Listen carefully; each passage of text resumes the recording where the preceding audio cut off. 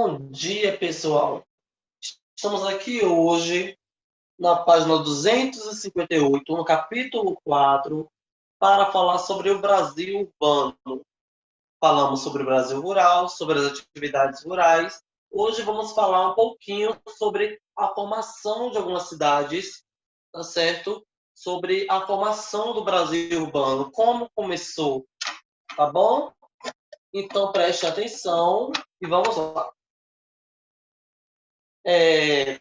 Nosso Brasil começou a se formar com a chegada dos portugueses, né, gente? O desenvolvimento social e da construção de novas cidades, novas vilas, começou com a chegada dos portugueses. Então, isso vamos estar analisando aqui nesse capítulo 4. Abro aí, página 258.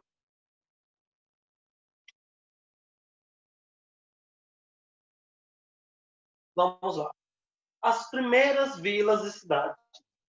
Gente, com a colonização dos portugueses, eles passaram a construir vilas e cidades até para morar a própria população dos portugueses que chegavam morarem, como também os trabalhadores que estavam ali naquela localidade, tá bom? E também para o desenvolvimento da atividade econômica, ou seja, as atividades que eram exercidas naquele local precisavam de sedes, então as vilas serviam para isso. Então, gente, a partir de 1530, né, a colonização teve peso, tá bom?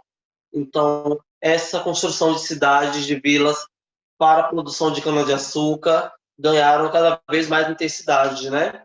E eles ocupavam o litoral ali daquele espaço, viu, gente? Porque era mais fácil de pegar as mercadorias, levar para a Europa, desembarcar, embarcar mercadorias. Então, a ocupação e a produção de vilas foram feitas no litoral, próximos aos portos, né? Ao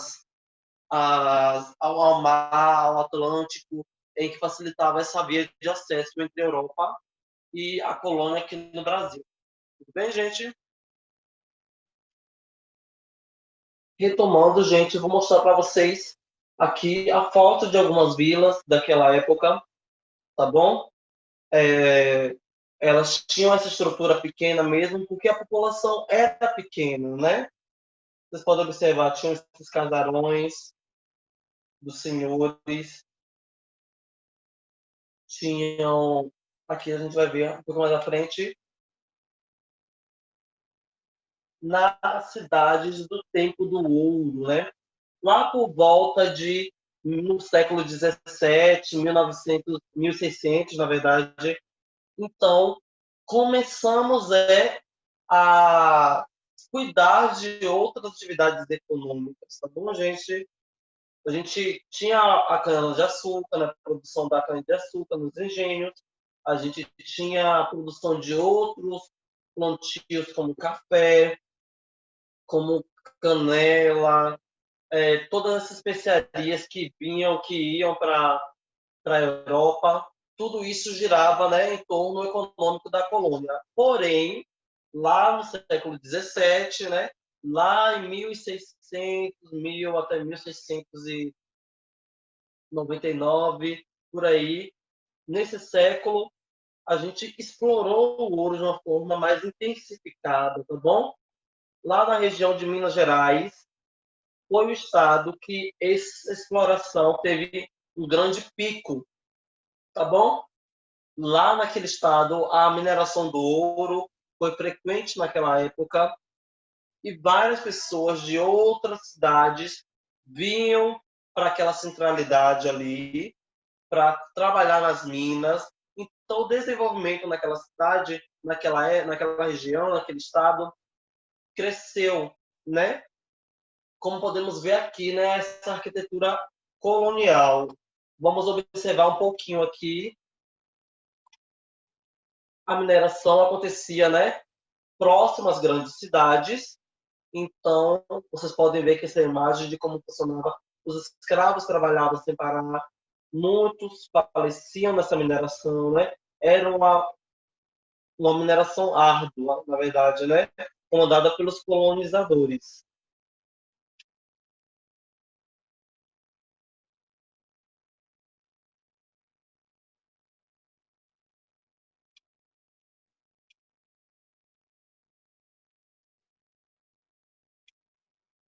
E isso gerou o que? Uma arquitetura colonial, né?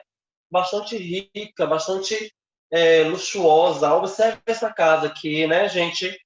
Então, essa arquitetura que tinha naquela época, né? Graças ao desenvolvimento daquele ouro, em igrejas eram revestidas muitas paredes de ouro, produtos também, certo, gente? Então, essa mineração foi importante para a economia colonial da colônia e o desenvolvimento naquela época. Vamos virar um pouquinho aqui a página, né, para 264. Aqui está um pouquinho do cotidiano das cidades mineiras, tá bom? Das primeiras vilas. Tinham, né, os casarões em que pessoas de grande poder naquela época, né, de condições, moravam. Tinham as residências simples, muitas feitas de pau a pique, né, construção de madeira e barro. Algumas pessoas tinham plantações, suas próprias plantações para conseguir o seu sustento. Conseguiam a água, né, por meio de chafarizes ou de poços. As câmaras municipais ficavam, né, no centro, era o centro administrativo daquelas cidades. O carro de boi era o principal transporte. A casa de fundição, né, era o local onde os portugueses coletavam os impostos e a extração do ouro da região das minas, que ficavam próximas às cidades. As igrejas também, né, tinham igrejas, já que eles catequizaram grande parte dos indígenas e trouxeram o catolicismo também para essa parte aqui da América.